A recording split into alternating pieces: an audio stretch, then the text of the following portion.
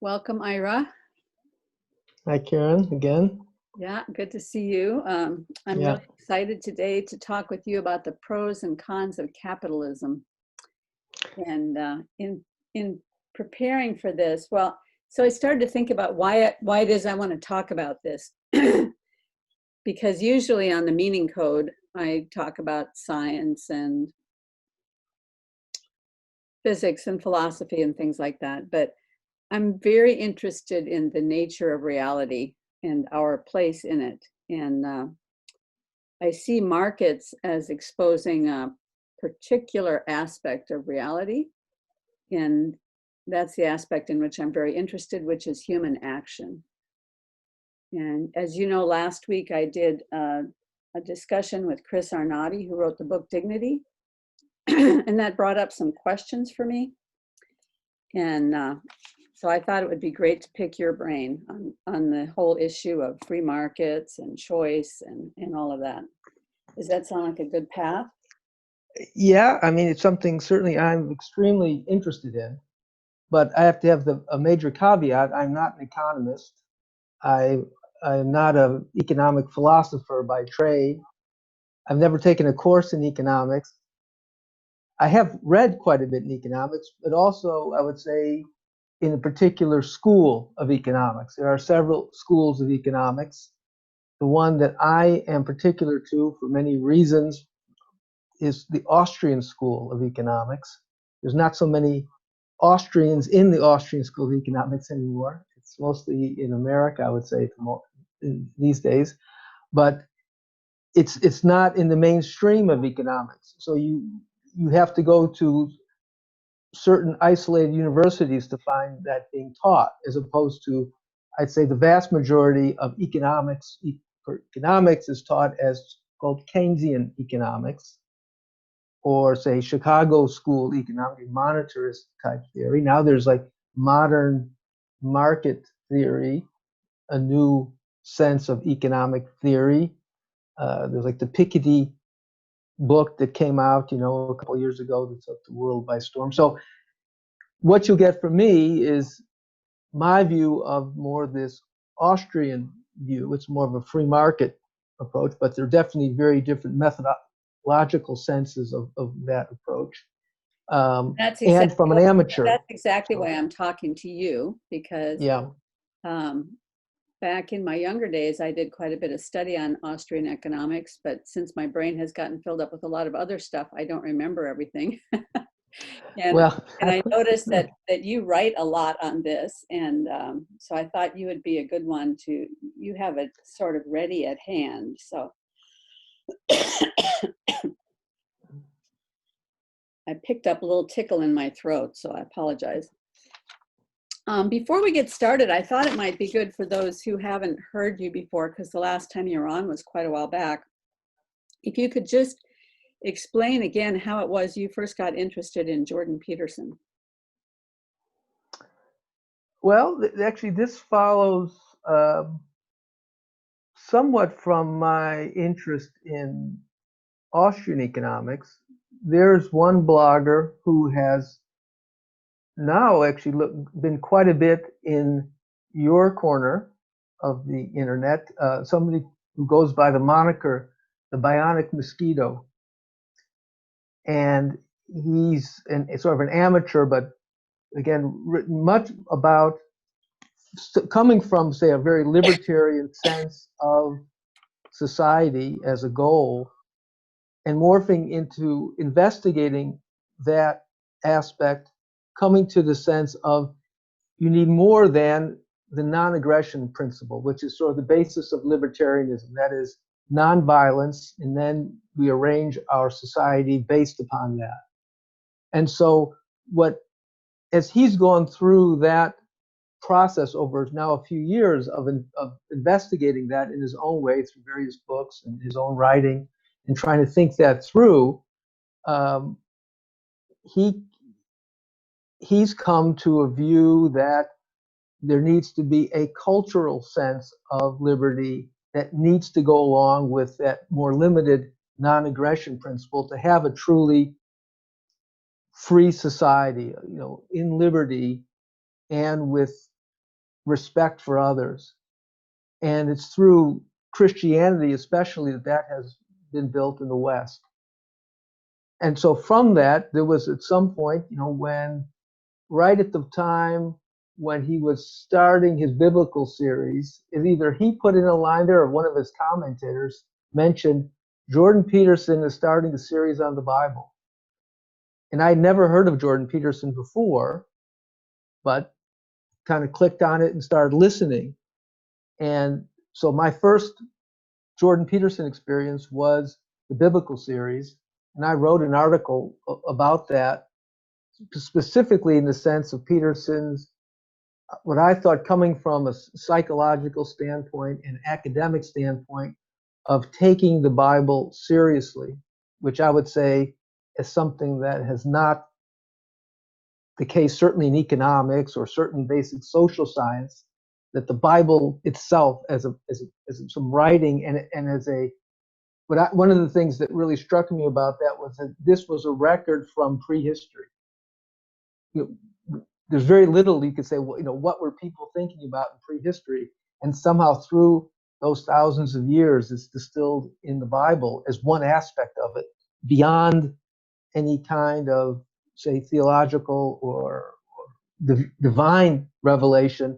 There's this historical revelation, sociological revelation there. So anyway, that's when I started listening to the Bible series, and then from that point followed Peterson's rise and now fall. It's not a total fall, but his illness pretty closely. And then that's where I ran into, the old Google thing, YouTube thing. So Paul's Vanderklay's station, and become quite a devotee of that. And then from that, Vervaeke, and on through this corner of the internet, including, and so I've written a bit about that a few times, in the sense of I think there are very good conversations going on here, and that includes say through Paul, through you, through Mary Cohen, through Sevilla, and the quality existence, etc. But of course, Jonathan Pageau as well. So before we jump into, well, no, let's jump right into it. I did a conversation last week with Chris Arnade, who wrote the book Dignity. And he was talking about the really very, very difficult lives of people who are on the margins. As he got to know them from walking around some of the boroughs of New York City and from traveling around the country, he met so many people who were in the world of opioid addiction and other kinds of drug addiction, alcohol addiction, people who were homeless, people who are in the really inhabiting the lowest rungs of our economic structure. And I was trying to explore with him what some solutions might be, and I sort of got the impression from him that he doesn't really think that maybe there are any solutions within the capitalist frame. And I thought I would like to explore that with you, since you have a little bit more of a background in free market economics than he does. And so I looked up on the internet just a basic pro and con of capitalism, written probably by somebody who was looking at it from a Keynesian viewpoint. I'm not sure, but I thought we could use this as a framework to discuss some of these things. And so here's a list of pros. There's the incentives to become rich encourage innovation. I think that's a very narrow framework for what encourages innovation, but that's on their list of pros. Firms have incentives to be efficient. Consumers are free to choose the products they desire. it prevents large bureaucratic government, and it's better than the alternative. And he says those are some of the pros. Do those sound about right to you? Would you like to change them or add anything? Certainly, I think I would frame them differently. So, say, what was the one about optimization of production or something? We could say, Firms have incentives to be efficient. Efficient, yeah. So, I mean, I would say any decent socialist would say, well, of course, socialists have incentives to be efficient as well. We want to produce things. And in the earlier days of socialism, it was all about producing more. The socialists have really changed from producing more for people, having more food, say, and now more, say, better ecology, more social justice for oppressed peoples. There's been a real morphing over the 20th century and into this century about what is a socialist. What are the aims? I think the most prominent socialist we could say for us now might be Bernie Sanders or AOC. And Bernie Sanders is closer to the old style, or AOC, what's her socialism? It's the Green New Deal. That's the first in the hierarchy. We could talk in our language of this corner of the internet. We could look for what is the values in the hierarchy that people are looking at and how to achieve them. So going back to the fundamental question you asked, let me step a second back and go back to the Austrian Economics, which in a way is not really per se saying you should be socialist or you should be free market. It's more of a way understanding what the economy is, how it works, what are certain fundamental things. And you used a term which is very special to the Austrian School of Economics, human action, because that's the title of this great treatise by the great Austrian economist Ludwig von Mises. And so the sense of trying to understand fundamental things like human action, where one part of human action is production, is society, where society means working together, to produce things. So once we start there and looking at those things, you could start developing certain axioms that I think are fundamental, like physical axioms or laws. So gravity exists, things fall on Earth at a certain rate based on the mass of the Earth, etc. We can start develop some things. So one of the real keys that makes the Austrian schools special at a time was in the, say, 1870s, I would say 1880, somewhere in that time, was called the Marginalist subjective theory of value. That value comes from what people, their hierarchies. Again, that's Jordan Peterson all over.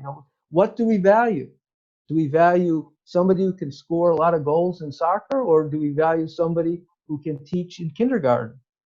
Well, it's clear what people will spend more of their money on, at least at the moment. And those values change all the time.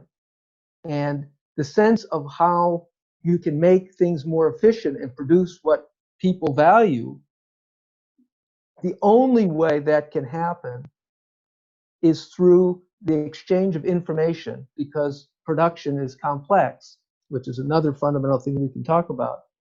And that exchange of information can only happen through the price structure, through individuals deciding what they value and then determining a price that they in through a free exchange. Once you take away the free exchange, where you need property, you need to then be able to exchange property. Money gets in there as a marker for property. That's the only way you can have price signals. And without price signals, it all collapses. This was in 1920, about where von Mises wrote a book on socialism, where he made this price calculation critique of the Soviet Union at the time, saying they won't know what to make, how to make it, where the factors of production to come together in a rational way. So in the sense of it gives incentive to optimize, make more efficient, it makes, without capitalism, without the price structure, production would be a total disaster, like it is, and you see in virtually every socialist, where socialism is really applied, that's what happens. That was the first thing that attracted me about the Austrian School of Economics, was this idea of the subjective theory of value. And there's a lot of good examples. A simple example is you could put a lot of labor into making a mud pie. You could spend a lot of time and make a very beautiful mud pie, but it would have no value whatsoever. So the labor that you put in doesn't have any value to anybody. Nobody wants a pie made out of mud. Well, and you could say, just to add to that, compared to, say, the Marxian communist labor theory, well, actually, one of the critiques is Adam Smith first put it in there, a labor theory of value. This cost $100 because it took 10 hours to produce. That kind of calculation, and that is just flat out wrong. And you can come up with thousands of reasons. Another fundamental reason why it doesn't make any sense is sort of the marginal utility. So coming out of the desert, the first glass of water can be, priceless. By the time you're in you've been drinking for 2 weeks, the glass of water is worth much, much less. If you're buying refrigerators, the first refrigerator is worth $500. If somebody wants to sell you a fifth refrigerator, you go, well, look, I'll give you $5. You'll do something unless you're doing some kind of arbitrage. This aspect of the next exact copy, of whatever you're buying, and certainly it's more obvious in commodities, say, is worth less, applies. I mean, you can't get around that kind of fundamental law of economics. And if we start thinking about solutions, say your fundamental question that you talked about with Chris about what to do for the poor, if you ignore those things, you won't solve the problem for sure. We can get into, if it's solvable on a human level, things that are outside of economics, but certainly those economic laws are necessary to be recognized. You can't fly a plane, ignoring gravity. Say, you have to. Yeah, that ties up with what Jordan Peterson is always talking about when he says, if you put a twist in the fabric of reality, it's going to bounce back and hit you no matter what you do, because reality is what it is. And so many times we think, oh, I have to help this person, they're in trouble. And we throw money at the problem. And in fact, we may be stealing any opportunity that they have to solve the problem by doing that. So we create these consequences that we don't have any understanding of how complicated things are, which means that you have to have a lot of information to solve a problem, which requires a lot of discussion, which is one of the things I was talking with Chris about, is that you have to have an opportunity to talk about hard things if you're going to find solutions. Before we move on from this point, I would just like to jump back to the mud pie observation and look at that in a very modern framework. My husband is in marketing in high tech, and he told me this story one time, which I think is so great, that one of the reasons that marketing usually drives the direction of the innovation in the company is that marketing is in touch with what consumers want. Yep. Techies get all these ideas that they think, oh, this is a really cool idea. This would really be fun to build. And they'll spend hours and hours and hours coming up with some product that came out of their imagination of what they thought would be cool, but there's absolutely no market for it. So you run into the same problem as the mud pie problem, right? So Well, I just want to throw that into the modern frame. It's a human thing, to get into. There's no question, modern companies and people, who really makes the decision in a free market system? It's the consumer. Now, you get so many votes by how much wealth you might have accumulated by meeting other people's needs in the market, but they make it. Now, there's arguments, well, all this propaganda, through advertising can make people do things they don't want to do. And it's true. I mean, so it'll get people doing things. But if you take that tact, what is everything to do about our democratic system? That's it completely and only it. Or there, once you give your vote, you have no say about what happens.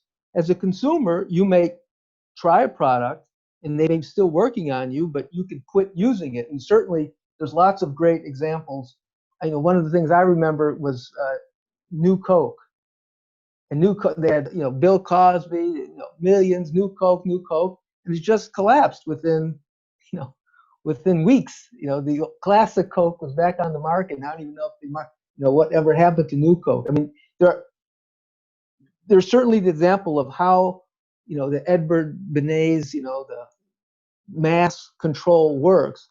But wherever it is, one of the other aspects of a free market, a free society, is it tends to distribute power instead of concentrate it.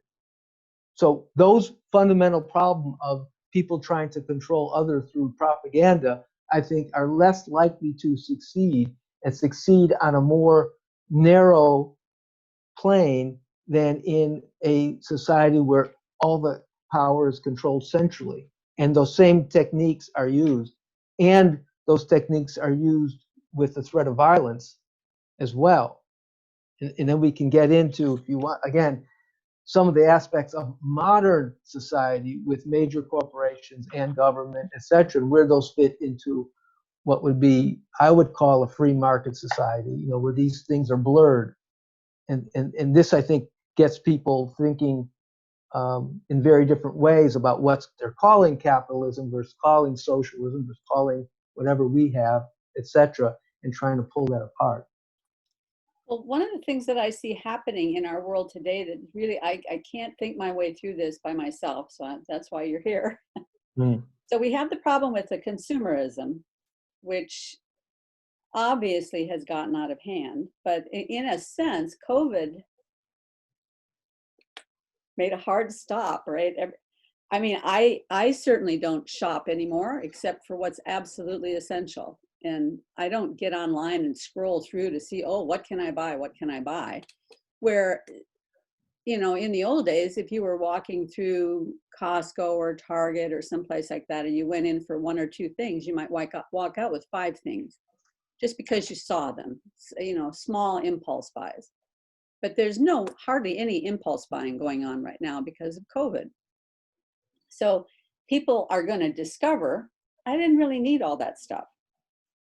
But still, the consumerism creates problems on many levels because it affects people's internal. I'm laughing a little because when we first, I don't know if your viewers know, I'm an American, but I live in France, and my wife is French. And when we finally were given the okay to do something, we were quite limited. We had to have a paper to get out of the house for limited an hour within 1 kilometer is the maximum. And we finally could go do something. The first thing my wife did was go into Paris and buy some pants or something. She needed a fix, maybe, but she's got, well, I would say the sense of the critique of the consumer society is to critique it as saying it's not healthy, I think is correct. The sense of it being put at the foot of capitalism is a sense of maybe because it works. I mean, the sense of having choice, say, for example, having given enough wealth to people that they can act on this sense of consumerism. But it's a meaning crisis issue. I mean, that should be something that if you're given the extra wealth that capitalism brings you, how you decide to use that wealth is the meaning you want to put into your life. And it's certainly a fundamental problem that, again, in this corner of the internet has been addressing in so many ways. There should be some of the best, say, art is from the free market. Some of the best you go into a church and you look at the people making the benches or other things come from making the things of quality that are worthwhile. What drives to make things that are cheap and ugly. This can come. Where are they coming from? For me, modern architecture is a disaster.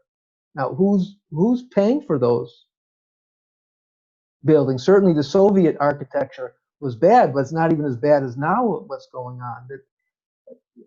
It's not sort of the popular culture, I think, that's choosing these building designs that are so atrocious. Oh, so real problem, real issue. Saying, oh, that's capitalism, I think, is missing the issue. And certainly going to a socialist society won't change on itself, other than eventually you'd be poor and you wouldn't be able to act on your consumerism. But it's not the root of the issue. So the solution from the other side is people. So the judgment is people shouldn't buy as much. It's bad for you. Therefore, we're going to fix it so you don't buy as much, either by controlling what's available to you or by controlling how much money you have to pay for it. But the problem arises out of the human tendency to sin.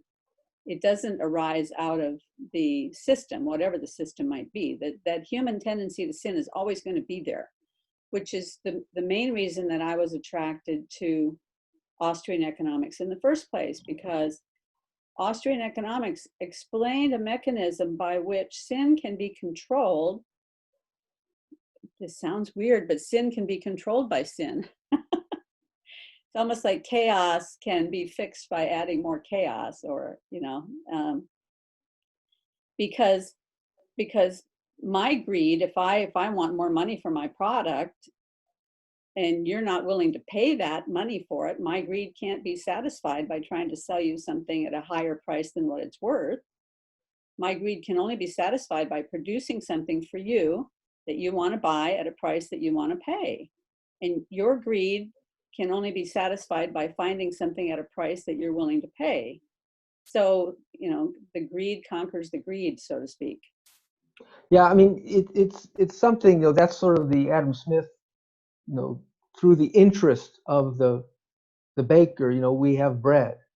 Mm-hmm. So he makes bread for himself, but that serves everybody because he needs to live.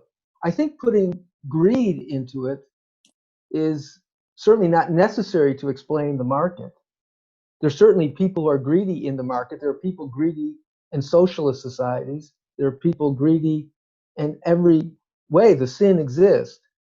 It doesn't seem to me, and one of the things I found in my life, not being at all a business person, but being around people at times as friends, and listening to them trying to build businesses, to make money through different ideas, or even maybe people are innovative trying to make inventions, or in all kinds of ways. I've seen very little greed, pure greed. There's so much about making something work.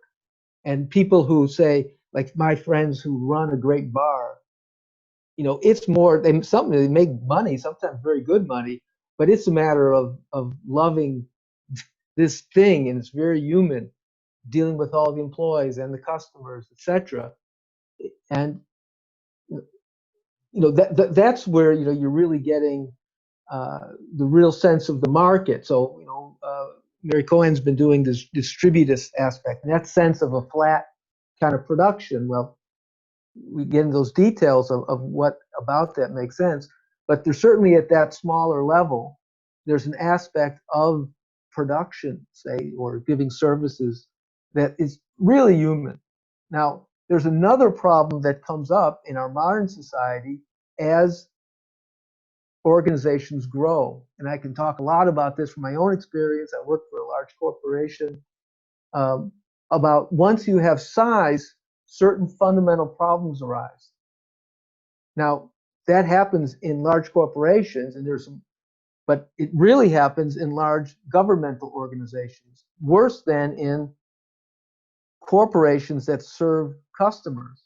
Because at the end, the customers have a control over what the corporation does to some extent. Otherwise, it eventually fails. And again, I've lived through my own cycles of, say, IBM dominating all the world. In 1980, they have the PC, they're the thing. 10 years later, it was Microsoft. Now it's Google. I mean, those things come and go, but the U.S. government ruling the world, they keep going on and on, no matter how much evil that they're doing. That's about all you can talk about it. There's not the sense of that going away. So those issues, and it's really interesting to talk to people who really grow a business, and when they hit a level that the number of people. I just had a really interesting conversation with a young guy. It's a young couple with one of their other family members started a hotel business in Paris. So now they have 4 hotels, and they run them in a really unique management style, which gives each manager total control. It's their place. They have to serve the customers, etc. And he was telling me they have about 50 employees now, and they tried the 5th one, and it failed. And he thought, well, I don't think we can do this model more than 50 people. Now, I'm not sure if that's necessary. Maybe they just had the particular person that they got for the 5th one. Maybe it can grow a bit more, but there is a size limit. It's absolutely for sure. I don't know if you can put a hard limit on that. Maybe it's cultural, where that limit could be. But I think it's definitely there. And I was thinking of this, there's somebody else who I've written about, an old professor of mine named Adrian Bejan. He was a mechanical engineering professor at Duke. And he has this constructal theory where he's applied to how living entities, say a tree, but also he could say an economy, you could say a river delta, it has to have flow through it, and then how things build from that flow. And I think it's quite interesting. I could have my differing views on some details, especially as it applies to human systems. But one of the aspects is that, to grow and branch and to serve the whole limit, I think rules might develop like the Pareto principle. But I think that's at a limit, 80%. Is that 80%? Certainly once you get down to, say, below 5, it's hard, it's much less, compared to 100 or 1,000 or something, where those kind of 20% produce 80%. And it's certainly not a law. That's something that's following the culture, maybe our modern society, etc. That those kind of things occur. But anyway, well, I really definitely in today's world there's a conflation of. I'd like to stay on Adrian Bejan's idea for just a second, because that feeds into something that I've been thinking about for a long time. And I'm just going to throw a couple ideas in there just to bookmark them. One of them is that I have this firm belief that, this is just reality. Everything has a boundary. Everything has a limit. If you're talking about, whether you're talking about a quark or you're talking about the universe, and all the way up and all the way through. And human beings have a physical boundary with our skin. We have relational boundaries that have to be dealt with in a certain way. Everything has a boundary. And those boundaries have to have some sort of system for flow. They all have some system that allows flow. Like cells have a certain porosity for osmosis to happen, and people have to allow some people into their lives and other people not into their lives. And so these boundaries have to have this, you were talking about living entities having to have flow through it, but I kind of think that's true of any entity. But then the other thing is, I believe that there is a principle that I have a little hard time putting into words, but there's a principle that there has to be dominance in every system. Or hierarchy. You could use the Peterson term. Yes, you can use hierarchy, but let me just explain what I mean by dominance first from an art perspective, because I think it will give a little bit different flavor to it. in art, when you're constructing a painting, if you're thinking about whether you're thinking about how you're going to use color or how you're going to use shape or how you're going to use any element in the painting, you have to be thinking about, they roughly use this terminology, papa, mama, baby. Papa would cover 80% of the substrate, baby covers maybe 15%, and a mama covers maybe 15%, and baby covers 5%. Now, there's nothing sexist or misogynist or hierarchical in that. It's just a. That's okay with me. I recognize somebody might critique that, but it wouldn't be me. Yeah, so it's just an easy Yes. matrix to use. So when you think about the dominant area, that is not there for you to be looking at. That's not the purpose of the painting. The dominant area is there to provide a frame for the focal point. The focal point is the baby area, the very small area. And the dominant area is there to provide a frame. So in that sense, in any sort of a power structure, the most powerful, the top of the hierarchy that has 80% of the power, 80% of the wealth or whatever, their purpose is to be a frame, to provide sustenance, to provide, not sustenance, but to keep coming back and lifting up the people that are at the bottom. You know, Jonathan Peugeot or Peterson or one of those guys, I guess it's Peterson, I was always talking about the top of the hierarchy must keep coming back down and interacting with the lower part of the hierarchy. That's the way it's got to work. So in that sense, things get out of alignment with reality when the dominance starts to think that it has the power for itself and not for some other purpose. When the dominant begins to think that it's the ultimate rather than recognizing that the structure itself is the ultimate. Does that make sense? Yeah, well, I think the sense of historically, a hierarchy is always there. Yes. There is no society without some hierarchy developing. There's hierarchies everywhere. Yeah, and certainly in sort of you could call it the political power, though again, in Mary's sense, going through her reading of the Servile State and the medieval time, this is also actually the Bionic Mosquito has spent a lot of time looking at this period where it was so fundamentally important to the growth of the West, obviously, but in the sense of where it wasn't a dead period, a dark period, the way it was depicted looking backwards from the Renaissance, say, or from the Enlightenment.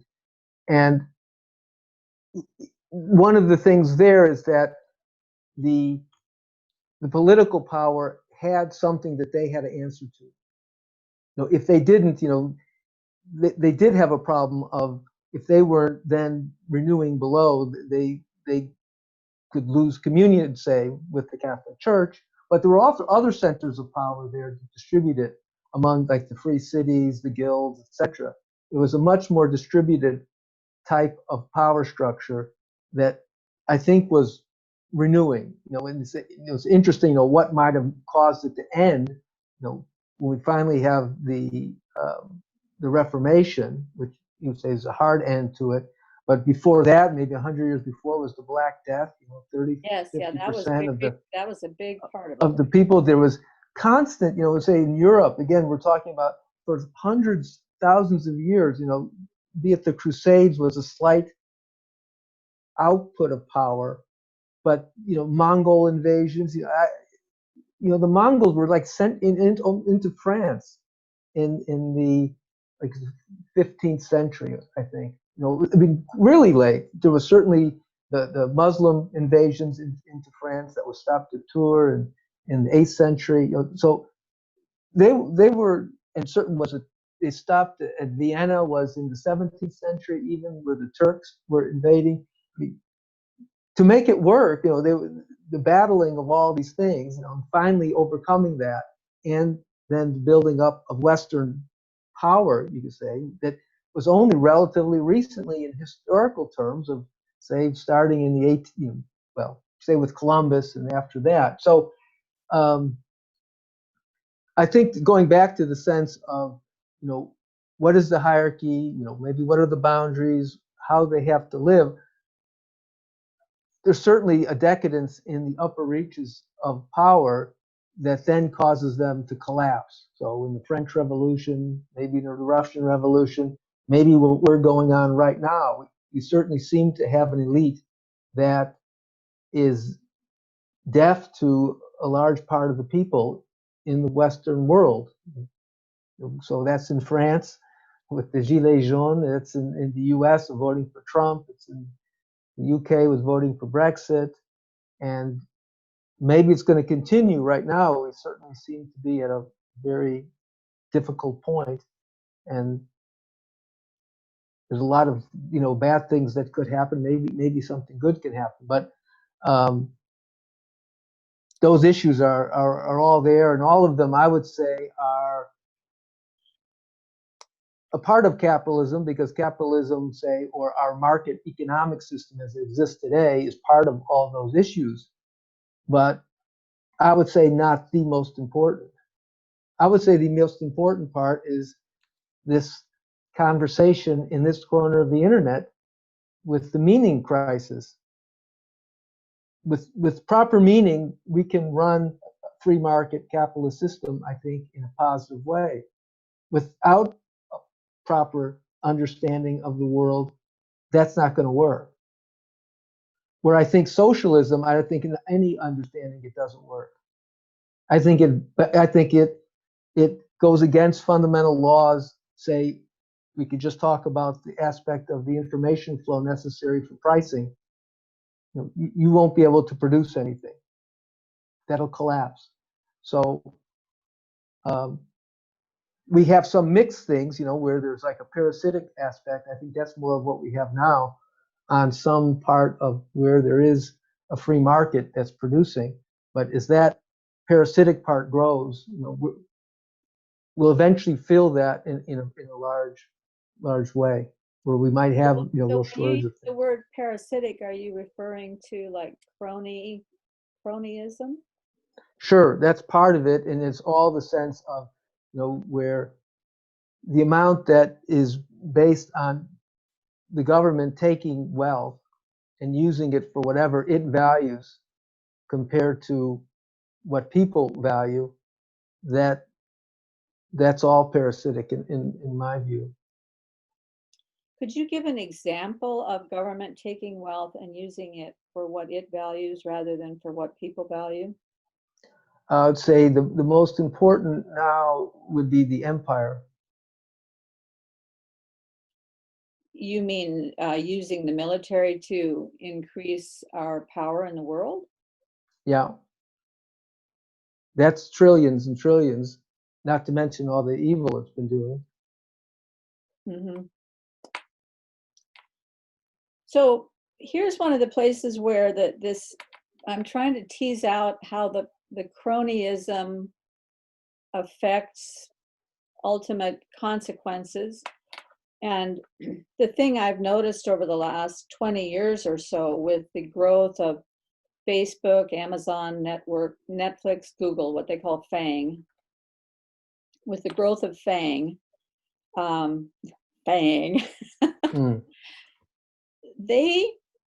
there was a time, I would say maybe 5 years ago, when I actually was having very positive thoughts about those organizations. And I can't understand why I had those positive thoughts, except that the train that my positive thought was taking was, it's amazing how each one of these organizations has come up with a certain silo of goods and services that they provide, now mainly just services.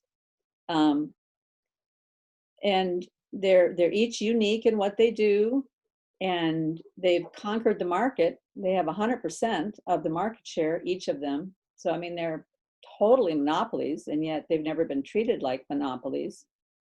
And we were not afraid of them for a long time because they seemed benign. They seemed to actually be using their power for good. That's the way it looked on the outside. But then in the last 5 years, it's like whoosh, that power has gotten concentrated in each one of the silos, and there's no telling where it could go.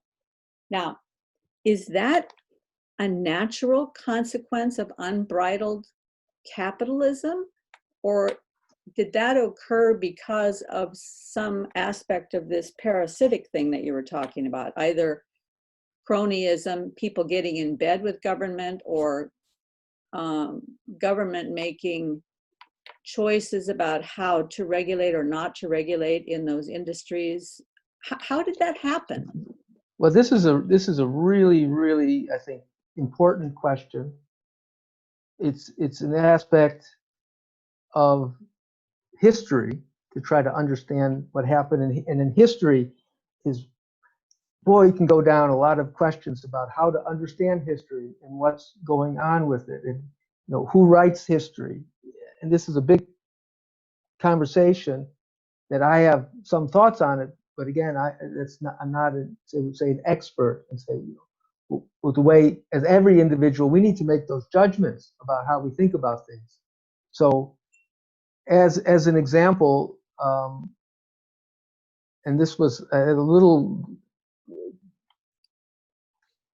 comment with Mary's, what she was talking about with her series, and say, let's talk about the industrialization in the 19th century.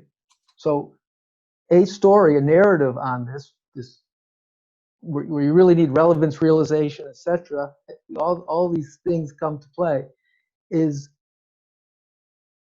these big industrialists started building these big companies that almost kidnapped people to work for them in horrible conditions, and had them almost in slavery until unions formed and then brought rights and freedom to those people.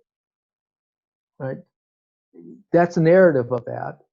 I can show you, different narratives of that, and say, what really happened. And they're competing about how those things occurred, and what was the sense, and go into those details. But then I would also say is, well, at the end, if we look at a average person in 1800 and an average person in 1900, there's absolutely no question, I think, in anybody's mind, that in terms of their economic well-being, the average person was 1,000 times in better shape.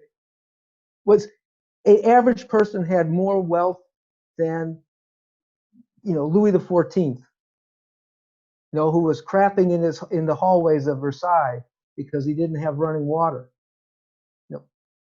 That's what came from the industrialization. So something good was happening there.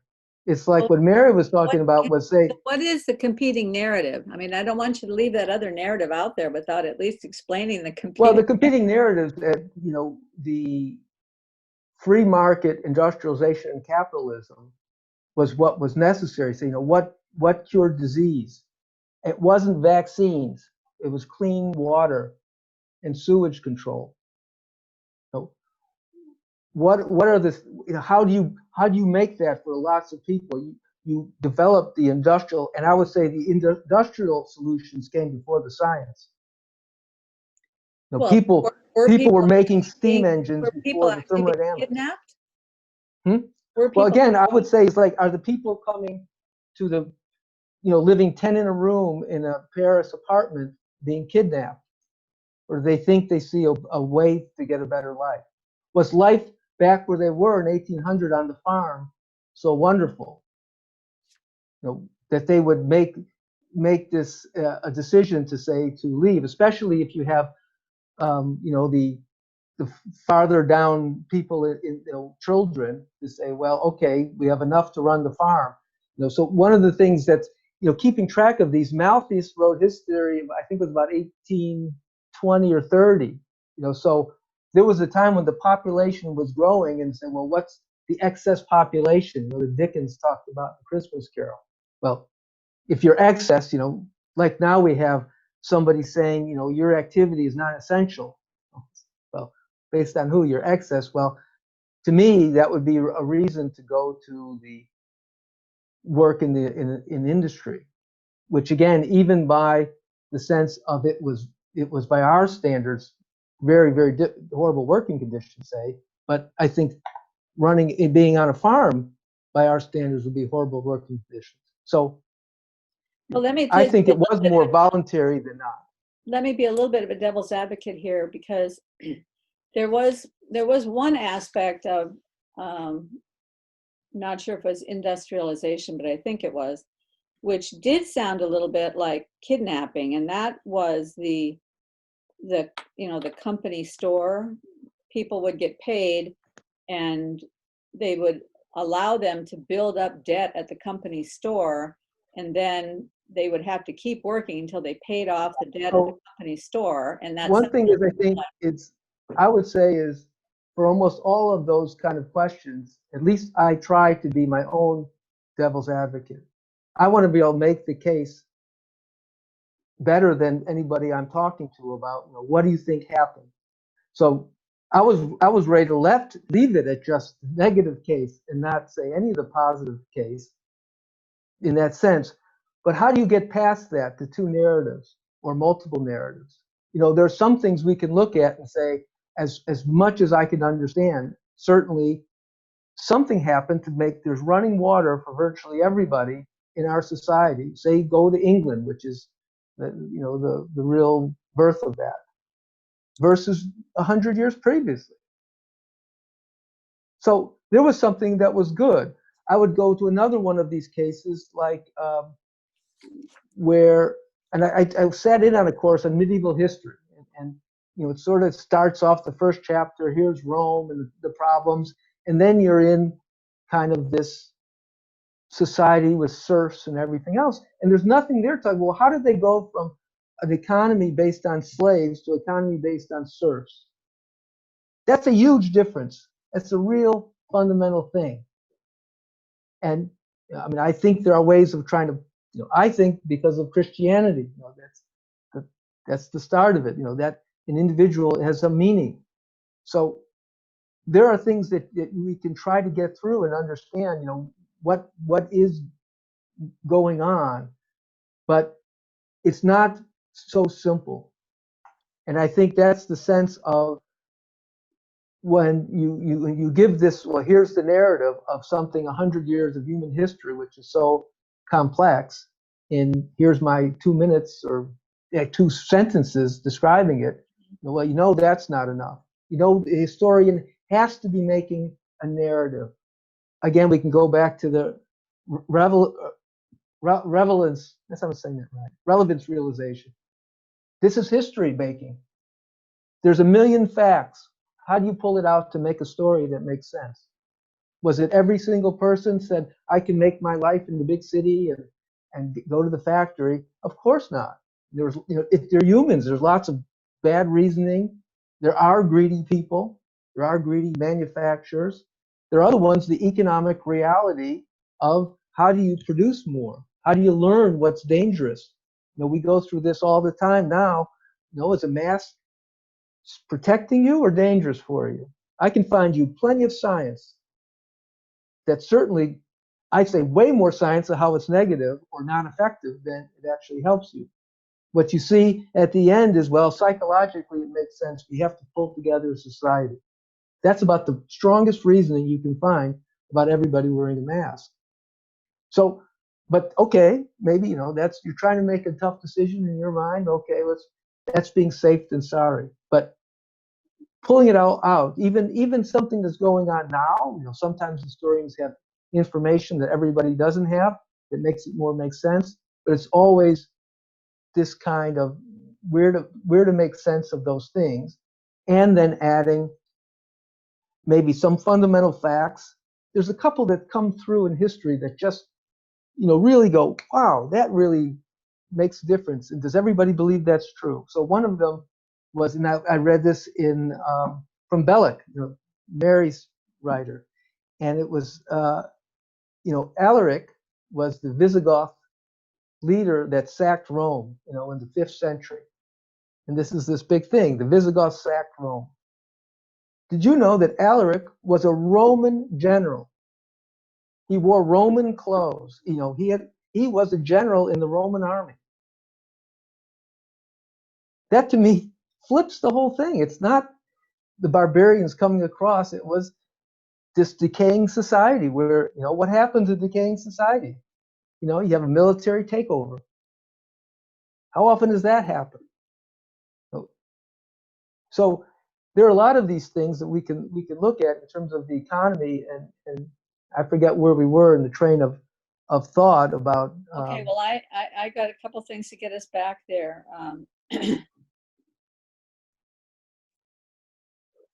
So what I hear you saying is that how you look at a set of facts and how you explore that set of facts determines what you're going to find. So that if you look at it through a lens of gratitude, saying, look at what we have today and how and what has been accomplished, and let's see how that contributed, whatever that was in the past, let's see how that contributed to this positive aspect that we're looking at today.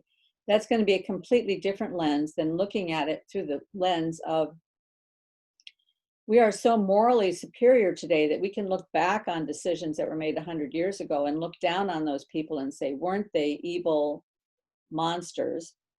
Rather than looking with the kind of empathy that Jordan Peterson is always talking about. You are, if you look back on the Nazi rule in Germany and say, oh, I would have been one of the good guys, you're probably fooling yourself, because if you were in that situation and every word you were saying was being judged by somebody else, and you would be turned in if you stood up and spoke the truth, and if you were turned in, you would end up in the concentration camps. You have to think long and hard about whether or not you would have been one of the brave ones, or whether you would have been one of the ones that just went along to go along. So that certainly changes the lens with which we look at history. So if we look back 200 years ago and say, I wouldn't have been one of the people that would have been involved with owning slaves. Maybe I would have been. Maybe I would have been a slave owner. Looking at it now, it's repulsive to even think about, but it's possible. So to look back now and make judgments on people and say they were irredeemably evil because they did this one thing without looking at the whole of what the situation was that they were dwelling in is kind of short-sighted. Then the other point that I wanted to make about the, I played the devil's advocate with the idea of people that were tied to the company store. The reason I brought them up is that I always hear the argument, oh, so-and-so is working for such low wages, like Walmart pays such low wages, it's like slavery or something like that. But anybody who works for Walmart is there voluntarily by their own choice. They're there because they want that job. And if they have the skills to go somewhere else and get more money, they are free to do that anytime they want to. That's the big advantage of the free market. But the company store thing was a little bit more nuanced, because you can't buy your way out. But then again, maybe you have to look at personal responsibility. How did they end up borrowing so much money at the company store that it took away their freedom?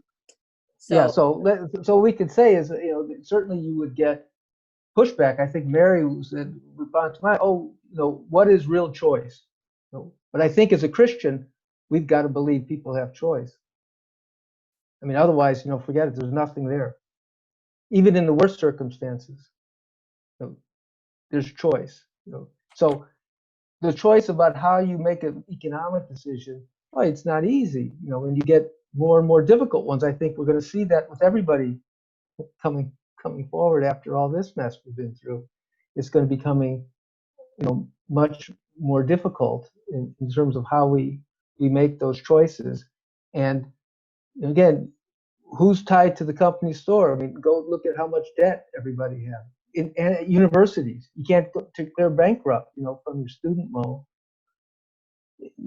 It's always hanging over you. How are people getting into that? By giving them a break, letting them take more credit. I mean, it all gets really complicated. And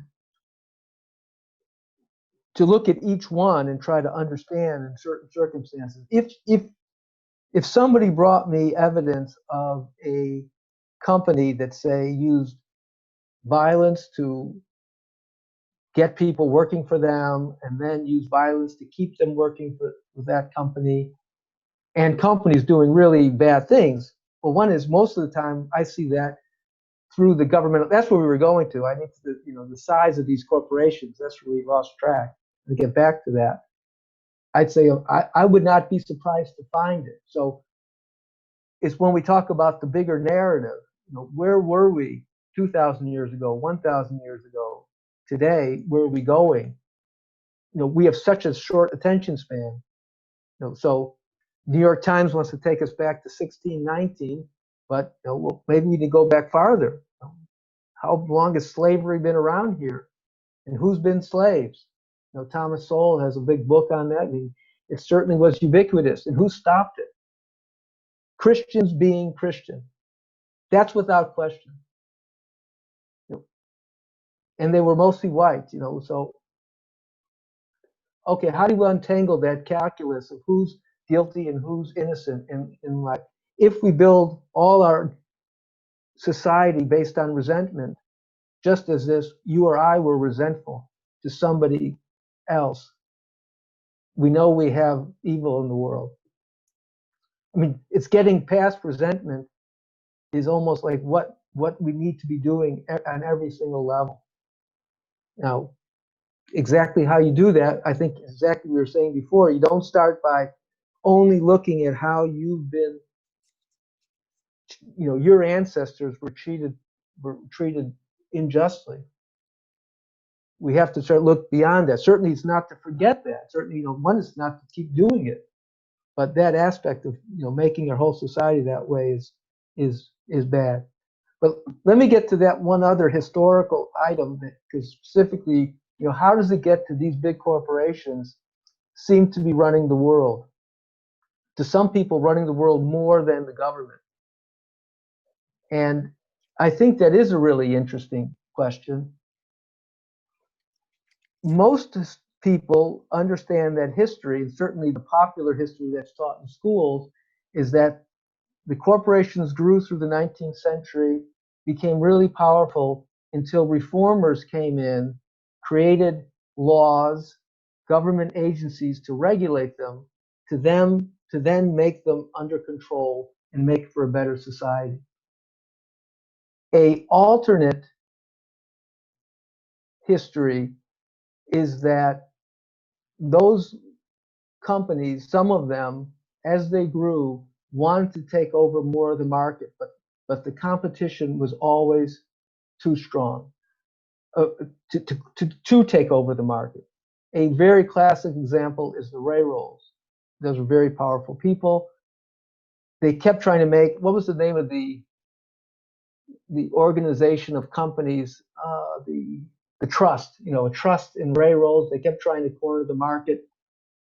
Or, you could look at later time, like the OPEC, Organization of Petroleum Exporting Countries, always trying to control the market and would always collapse. And this is what somebody named Murray Rothbard, who's in Austrian Economics, American, but in the Austrian school, has wrote extensively on this history.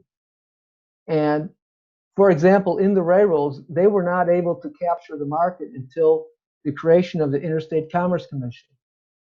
And that's when they were able to knock out all their smaller competitors. It was a government support? It was a government agency to control the price in the market. And who put it in place? Those very same big corporations. The ultimate in this is the Federal Reserve, which was put in place by the Rockefeller and Morgan interest. The big banks created the Fed, and they're still ones running it. We can look at the whole healthcare industry, and look at the role of the Rockefellers and others. Like, there's something called the Flexner Report that basically laid out the allopathic system. What's the allopathic system of medicine? Name the disease and then give a chemical drug, which came out of the petroleum industry, of the Rockefellers, to treat that that illness, and every other type has been pushed away, and that's been put. You can follow that history. So I would say, that's a very different narrative. That progressive era to me was horrible in terms of what they did to meatpacking. The famous Upton Sinclair. This was the big meat packers knocking out all their small competitors. And even today, we can look at meatpacking, what the FDA does. They don't have inspectors everywhere, and the inspectors are bought off, and the whole thing is corrupt. And once you look into any of these, you see the corruption is rife all the way through it. So I would say my view of that, and I would love to see somebody show me some academic research on it. So this is my view: is there's something about the size that is dangerous to society, because it can grasp and control the government if the people aren't watching it. And we've had that happen. So virtually everywhere now, and you see, these regulatory agencies are almost always not just taken over by the corporates, they're created by the corporate interests. The Obamacare was written by a corporate person. She then went back to corporate, after she wrote the Obamacare. You could see those things going over and over and over again. It's not a bug. That's the feature of the system. And so now we've got in place the big corporations who do run things. And so then the biggest problem for competition with those regulatory agencies is that the smaller companies who would be attempting to compete are much more affected by the regulations, because they don't have the whole bank of attorneys and people to manage all the regulations. And so it's much more cost ineffective for them to fight the regulations, so they just give up and don't even try to get into the arena. Yeah, certainly, like in medicine, it's impossible, to run a clinical trial. The idea that the clinical trial gives you truth has been, this is my world, so I shouldn't watch what I say, but I think it's rife in medicine. So you see where there's the most takeover of the market, I think you see the worst results. So medicine, education, well, certainly the defense, which maybe you say, well, that's, the military, but agriculture is so much there, and what Mary was going on about it. Again, these things are rife. If you want to see a company, for years they were really, really more in the public eye, but I don't hear about them lately. Maybe I'm just missing it. In France, we'll say Archer Daniels Midland, just was so much corruption about how they controlled Congress and controlling prices everywhere. So if the size of the corporation is the problem, is increasing size an inevitability of free markets, or is there something that is not free market that's allowing corporations to get larger and larger and larger than they? Well, this is the crux. So my hypothesis that's not studied in depth at all, again, is to look at is, as you get larger, you get stupid and slow, uninnovative, etc. Yeah, in tech for sure. Almost everybody knows that. Yeah. See, and it says, well, why you're open for competition to cross? Because somewhere along the line, now we have it though, that those companies look at too big to fail. I mean, every Wall Street bank would have been out of business already. But now they have the government power to keep these decadent organizations in power, and they've not allowed the creative destruction. What's his name? Had that term. He's kind of an Austrian economist. I can't remember his name. Anyway, that's my view. Is that's where that corruption happened. It's going on at least. That's what I always think. But then why does it work that way with FANG too? Because I don't see. I mean, maybe there's something I'm missing, but I don't see how Facebook, Amazon, Netflix, Google are profiting from. If you, I would points you to one particular source who has not necessarily written about this, but done is a kind of online documentaries, is somebody called James Corbett of the CorbettReport.com. And he's documented lots of things. Say Facebook, had plenty of funding. The idea of something where the population will voluntarily give all their information to a central database. That this was from the beginning was supported through various powers that be. So you can make a broad outline, and then actually trying to connect the dots is difficult. And so people say it's a conspiracy theory or something until something comes out, maybe the Snowden papers, and you start to see some of those things. That always there's some connection there. That why are those winners coming out? What was it about them that all of a sudden that they worked, and why other ones don't, and something that I think that's a big part of it. Now, on the other hand, I think there was, at least at some point, in some sense, a real free market in the, say, Silicon Valley internet space. But again, even the internet, well, Al Gore says he invented it. I remember it was ARPANET.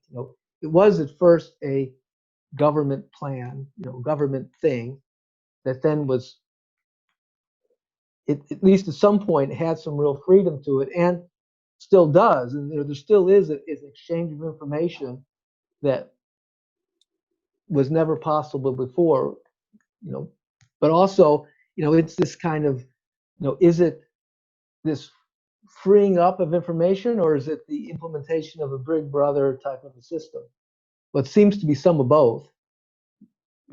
Again, looking at the end of a process, at least up to this point, and where it's going from where it was, that we see those things. So in this historical questions, like I was trying to outline before, boy, that's a real question. How would we know that? What's the proof we can find? Well, we have something that's coming at the end. Certainly we see lots of elements of a control grid. Was that always there from the beginning? Was that taken over later? When did that happen? How did it happen? Those are tougher things to show proof for.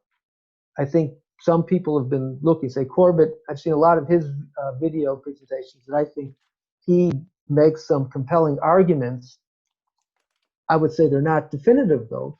It's like he doesn't have inside papers, that could, oh, here's the meeting, that said this is what we're going to do. And also is the whole sense of, are these people smart enough to actually sit down in a cave, by themselves and come up with some secret plan that then evolves all through history? Not likely, but there's ways of doing it. I don't buy that at all. But well, there's another sense of, not to buy it. There's another famous author and book, Carroll Quigley. Bill Clinton mentioned him as inauguration. So Tragedy and Hope talks about these, the Oxford British, starting, Cecil Rhodes and Lord Milner, that, would get together and play. What is the Davos Forum? It's a bunch of people getting together and saying, okay, what do we want to do? And then trying to implement it. Are they doing nothing at those places? I think they're thinking about something. Seems like now decision-making is all of a sudden going around the world in a consolidated pattern. Well, certainly, I remember back in 1978 when I first started getting interested in all these things, and leading up into 1980, hearing George H.W. Bush give speeches about globalism, and a lot of other people were tying him into this conspiracy theory of the skull and the crossbones from Yale, and a lot of other conspiracy theories about that kind of thinking. And everybody thought, oh, that's conspiracy thinking. That kind of thing could never happen. But here we are. We've got globalism. Well, so obviously, yeah. So discussions were influencing thinkers to think along a certain line and to think, oh, this would be profitable, and certainly it has been immensely profitable for a lot of people. So it doesn't have to be a conspiracy theory in order to be true. Yeah, or it doesn't say, you could say it doesn't have to be a conspiracy. to happen in the real definitional sense of a group of people getting together to do something, but then the interests come together to do something. But there also are real conspiracies. So I just saw a film, I wrote about this, called Mr. Jones. I don't know if I don't think it's come to the US. It's about a journalist named Gareth Jones who was the first to go into Soviet Union and then to take a trip through Yeah, the Ukraine. I want to see that one. Yeah. Yeah. So one of the things that's there is there was a conspiracy. That is, the other journalists, by Soviet prompting, saying, look, we're going to take away all your journalistic credentials unless you deny everything that this guy is saying. And I don't think that's now an historical question that occurred. Other people later said something about it. That's, by all definitions, to my mind, a conspiracy to put fake news to quiet this guy. And later he was probably murdered, for it. And we can go, then you go through all the other things that have happened and that keep on happening in the world and say, okay, what's going on with them? And there's certainly lots and lots of them that a conspiracy-like situation, to me, is more likely, at least a part of what happens, than just forces. I mean, there was I forget the, who was it? What's his name? Isaiah Berlin was the writer talking about Tolstoy. Tolstoy is like War and Peace. It was just, this hedgehog and the fox versus, just history economic factors make all of history versus individual thinkers like Napoleon makes the world history, or it was just all the economic factors just make them happen. And it gets back to the historical questions of what narrative you use, what you're looking for to understand what's been going on. And it's like most things, it's probably some of both. Jordan Peterson is always saying ideas have consequences. Well, Richard Weaver had a book by that before. Yeah, I think Peterson. That's not the quote I meant to say. What I meant to say, what he always says, and he's probably quoting somebody else, people don't have ideas. Ideas have people. Yeah. Ideas possess people. And we don't even have to call it a conspiracy to see that the kinds of ideas that possess people have immense power in altering the direction of things. And I don't know if you got to read the resignation letter of Barry Weiss to the New York Times. Yeah, I did see that. Yeah.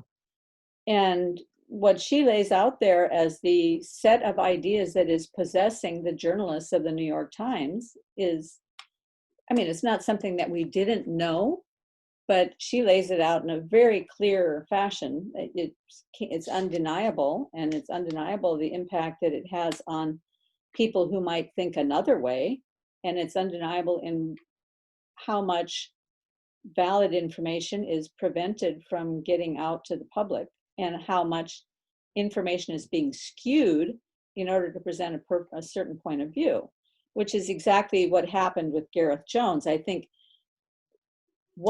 he was after Walter Duranty. Is that correct? Walter Duranty came back to America and gave this. Duranty's a big part of the story. Soviet Union. Duranty was there, and he was like the head of the, of this press corps, and he won his Pulitzer Prize like the year before, and he was the chief instigator in the Times to denounce, in his way, what Jones was saying. Well, and just for people who aren't familiar, Walter Duranty was telling everybody, this Soviet experiment is beautiful. People are being helped. Yeah. People are being raised out of poverty. There's nothing bad going on here. This is a glorious experiment, right? Yeah. I think you could be a little more nuanced a little bit about Duranty, but I think generally that's correct. But there were lots and lots of other people doing the same thing, in the sense of how they were trying to describe what was going on, and loath to say anything bad, by this predilection of they wanted the experiment to work. So this is the future. What was the Fabians, who came back? What was the Webbs, who visited? We saw the future, and this is it. So you don't want to derail it. You don't want to say, oh no, there's some bad things. You don't want to give those evil capitalists or whoever else, something to derail what the people think. So you say they have a good idea. Back to though the sense of, okay, people are taken over by the ideas, but who started the ideas? Are those ideas a weapon being used?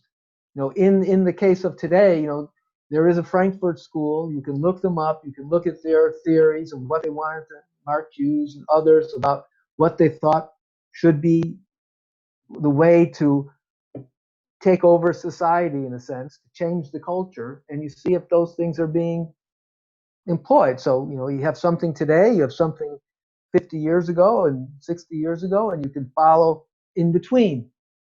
I think there's a compelling case to be made that is the sense of, the Black Lives Matter people are not in control. They're being given lots of money. There's people, and I think whatever they think their ideas are, if all of a sudden somebody pulled $50 million from their organization, they would shift in a certain way, however they need to be shifted. It's like, follow the money is another one of those things that can tell you a lot about what's going on in the world. So, all these are, again, I would listen to arguments, find evidence, try to understand these currents of history and what they mean. And there's all kinds of these that are really key and fundamental. And it's from even several hundred years ago, still really important today about what's going on. Paul goes on about what happened in the Reformation. It is still really important. What happened in our Civil War, what happened or in the Revolutionary War, the Civil War, World War I. These things are still affecting us.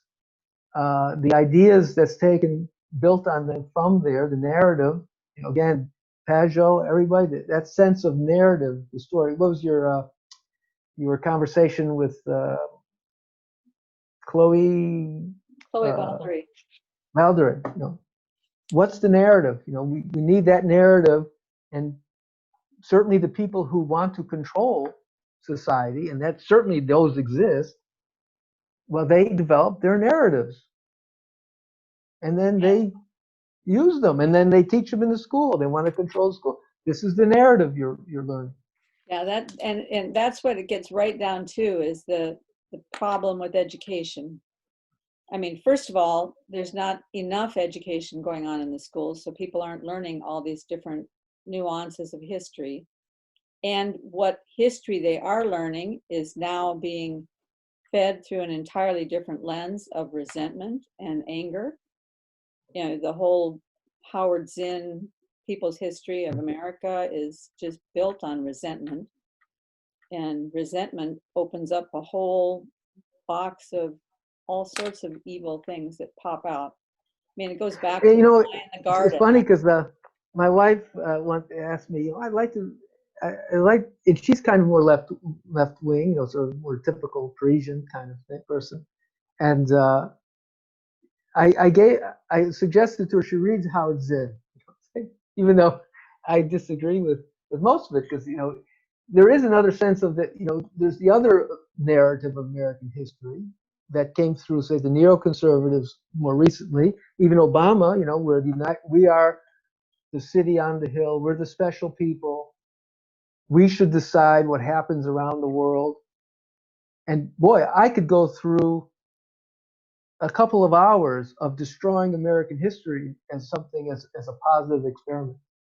I think there's that much that is really negative about what has happened. And it's certainly easy to talk about slavery, what's talking about with Native Americans and the empire, which has now been, once we took over a whole continent, then we went on for the rest of the world. But there is the other narrative. There was one point in time, at least there was a critical mass, by far perfect, that tried to build a society based on some concepts that I think have resonance, and we should try to take and build on. And there was enough space left for enough people in freedom to do some great things. So there's a nuanced description in the United States, so you get I'd have problems with Mount Rushmore too, at least half of it. And but I'm not ready to explode everything, and I'm really against war. And what is the solutions then are more difficult. And I think it probably is in solving the meaning crisis that we can solve more of these problems than by an economic plan or a government program, or certainly by an election that we're working on. You are with Mary and Paul and Pajot and Vervaeke, that I think that there's where at least a big part of our effort needs to be. I think as much as I love the Weinsteins, I'm really watching the Brett and Heather. It's this. I have an idea. Let's have a new party. It's like, okay, sure, calm down. But I think you're absolutely correct that it's in solving the meaning crisis that there's some potential for a positive forward movement. And maybe embedded in that is also this idea of truth, and more truth. We need to face the negative truth about our history, but we also need to forefront the positive truth about our country, so that people have some beauty to gather around. You can't gather a people around a pot of resentment and expect to have a community. Community has to be built around some sort of positive traditions and some sort of communal goals that are positive goals. So yeah, that's the thing. One of the things that I think I took from Jordan Peterson, as much as anything else, probably, is one of our previous conversation was about psychiatry, which certainly had a lot of interest in and experience, but not psychology per se. And it's one of those kind of fluffy things I didn't really spend much time, investigating. And I think looking at Peterson, what he's given for me is a vocabulary to talk to people, and I would say especially really, in the family. Okay, and the sense of what's going on, and the sense of, say, resentment as this really monster. Mm-hmm. So, and usually it is to talking to people is not it's the people who have had real injustice, to say, but okay, you've had injustice about you, your ex is a bastard, but that's the father of your children. How do you want to go forward? Basing your life on resentment, this is going to collapse your life. And whatever it does to you, to the other and loved ones around you, this is what you have to overcome in some way. And that aspect I see, in the race relations and so in all the intersectionality, basing all our fundamental relationships on resentment. Just think of your own life. How many injustices do you have? You're driving down the car, somebody cut you off. You can say, okay, well, I do it to some people sometimes. Let me try to understand, or that's my enemy. And continuing it forever. I mean, it's chaos on every level. And so the New York Times having a project, you could just call it the Resentment Project. 1619 it's about resentment. We want to get as many Black people as we can to resent everything about the society they live in. Okay, you want to crush this, cancel society, let's just call it what it is. That's what you want to do. That's the project. And that's what's playing out. So that aspect of, I think dear Jordan Peterson, again, today he could speak about these things to an audience that I think would be really valuable, because it to me it's palpable. Yep. And so the hope is the answer. Well, I wrote a little article that was really, really pessimistic, and in the end, I certainly think we need courage going forward. Mm-hmm. That's speaking the truth. That's all kinds of things. I think for us that are Christians, we need prayer. And it's hard to really say, because it's such a big thing about, what is there to be hoped for. So there are all these forces coming together that seem to me really, really dark. But maybe they're going too fast. And what it takes to really overcome it, say the meaning crisis at an individual level, people just say, I see, oh, this is not right. I'm not going to go with this. And that absolutely bottom level of rejecting these things is where the solutions will come from in some way. So, and one of Corbett's thing recently was talking about Etienne de Boutier. He wrote a book about, in the 16th century about obedience. How does the tyrant control everything?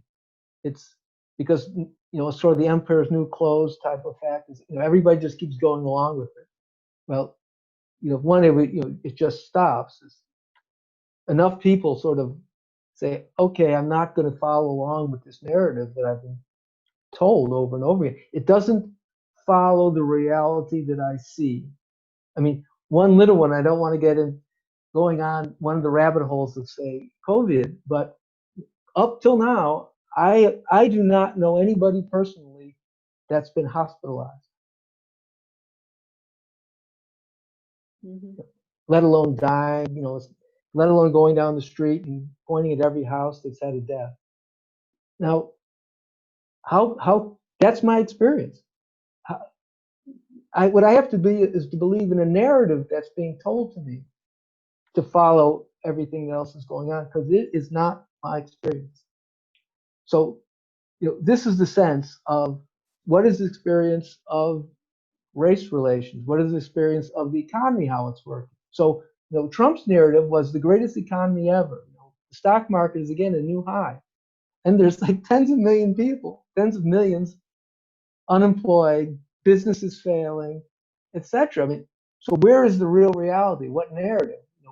What are you seeing on your level? And maybe I think my hope is that on that level, there's enough people starting to see the reality that will flip things back in a more positive way. Well, it comes back down to the individual. If every individual speaks the truth and aligns as closely as possible with reality, that's going to make a difference. Mm. And speaking the truth is going to help other people speak the truth and have courage. And I see little glimmers of that happening. It's scary what happens to people when they speak the truth. But as more and more and more people speak the truth, even in spite of the consequences, they'll eventually get a critical mass. If we can keep speaking the truth in spite of the consequences, there'll be a critical mass. And at that point, things flip, Yeah, I think that's the thing to hope for. At least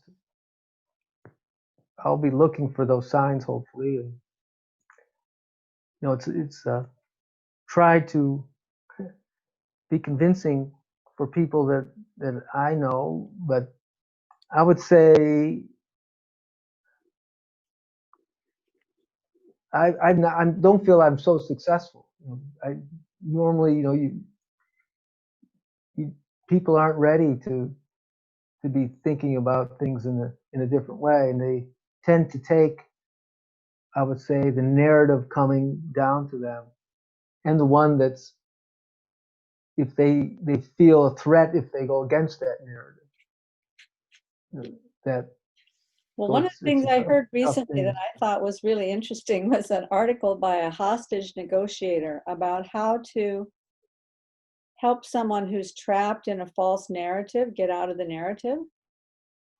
And this hostage negotiator made a couple of points that I thought were just brilliant. One of them was, you have to really listen to the other person.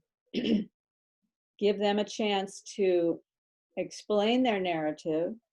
And in fact, if you can pretend to be convertible, that they might be able to convert you to their way of thinking, you can get them talking long enough, and you can ask enough questions to get them to clarify their way of thinking, that they themselves will stumble into a cognitive dissonance.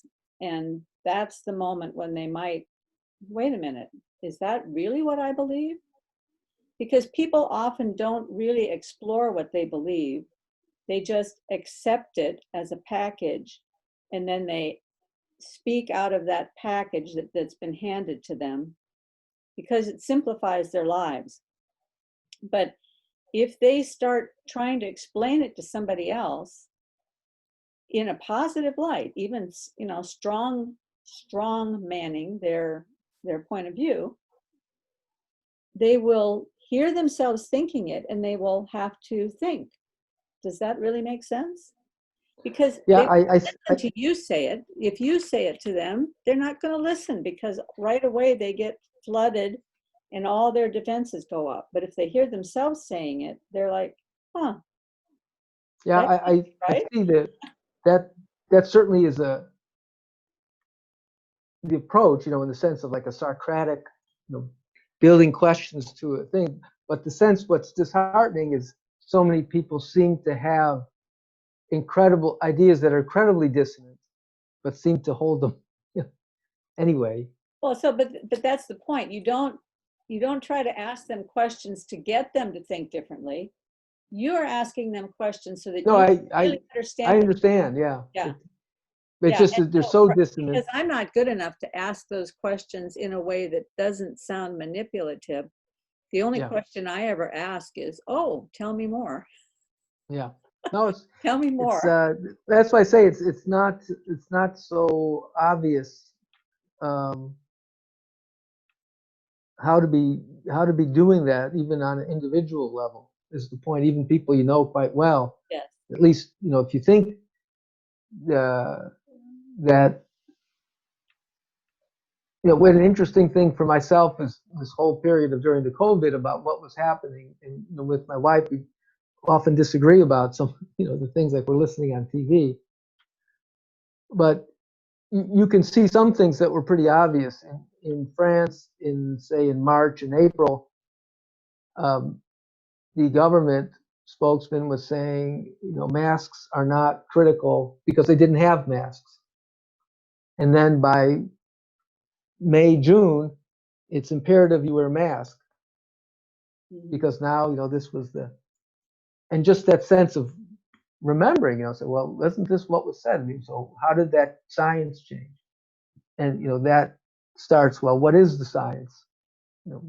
What is the proof of anything is maybe a starting point. But it's like I say, is I wouldn't say that I know the answer to that particular question of what are the arguments that need to be made. How do you build up from even on the first person next to you level of what are we going to do? What is the world direction that we're really going right now? What does it mean? Um, those are once you get beyond your own little, for me, my world, so I look at various sources and try to put those together. And again, at least in my mind, is always what am I thinking is wrong or right? How is that evidence presenting itself?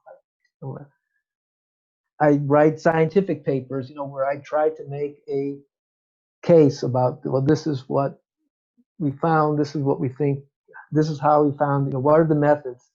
Any serious reading of a paper is really getting at the methods. So this is like, what's the science somebody's telling you about anything? What's the historical?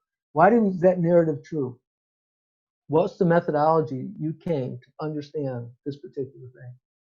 And then you get to the discussion and conclusion from that. So if I'm making this case, what is the evidence I have? If I watch this movie, is it true? Well, when you watch this movie, Mr. Jones, when you go look at a lot of the details, they're not true. But the narrative is true, and then try to look that up and see what's happening. So those are all, and then I guess we're getting kind of late for me, but they apply across the board of all the issues that we can come to. So we talk about, this conversation started on capitalism, say the economic system, but it's filled with these narratives. Then it's the history relating to our foreign policy, the history relating, or the science related to how the public policy is dealing with something that a virus is real. There's an interesting aspect of the narrative of where the virus came from. And if you look at some of the people trying to make a scientific case for that, and how do you know? I was seeing a lot of the things with the coronavirus, say about transmission and things. One thing I know for sure is, there are very, very few experiments actually done with the coronavirus because it's very difficult to do the experiments safely. You have to go in a very tight laboratory and everything else. Whatever the conclusions, scientific conclusions that are being presented as this is what you have to do, go back through the methodology. Where did that come from? And this is quite revealing. Mm-hmm. But anyway, these things seem to be ubiquitous these days. Yeah. So in a meaning crisis, I think what would be really helpful for people who are listening is if you could send me a few links, maybe to resources that you find helpful when you're navigating some of these questions, or I'm gonna, I got your thing about the Corbett report and von Mises' book, so I have those to put in there. But if there's anything else that you'd like to add to the show notes, sure. I can put so they're the books, so that's this. There's like a lifetime of study of things that but then I'll try to pull out a few. Maybe I can find more articles than the books that I've read that can relate the same kind of information on some of the economic history anyway, and a few websites that I think are topical now as places where again is nowhere can you take anybody saying anything and say, okay, this is true. I think it always needs to be going through this methodological investigation. Now, the investigation might be very simple, but certainly saying it's in the New York Times and it's true will really get you away from reality. But even saying that Jordan Peterson says it's true will eventually get you away from reality. So, because none of us, any individual can have the whole story. It's just the relevance realization, the infinite amount of information is too much. So it's like you're painting. You draw the outline, you keep adding color and building and building and building. It never stops, really. I think your paintings probably you can work on your whole life, right? More and more keeps building into it, the detail and understanding, and that's no question. I wouldn't say I know the answer. I know the narratives, but I think from now, decades of looking at them and trying to understand some of these fundamentals, I think I understand the world a lot better. So through, say, Austrian economics, through, say, historical revisionism, what gets distilled into a high school textbook is almost by the process going to be away from truth as you need to know it, as the world is changing and you need to make some decisions based on that. So you need to get beyond that. Well, here's the official narrative, and that's what I believe. That's the sense of where truth has to come, and why the open discussion is necessary. Well, it always has to keep on. It's a never-ending process, and we need to do it as individuals if we want a free society, because that's where then the power would be. I so appreciate the thoughtful way you approach these things, Ira, and I thank you so much for giving us your time and the background that you've gathered up to this point. And I look forward to talking to you again. Okay, well, that's always nice talking to you. And yeah, so I'll send you a few things and then see what happens. That'd be great. Thanks, Ira. Bye-bye. Okay, bye now.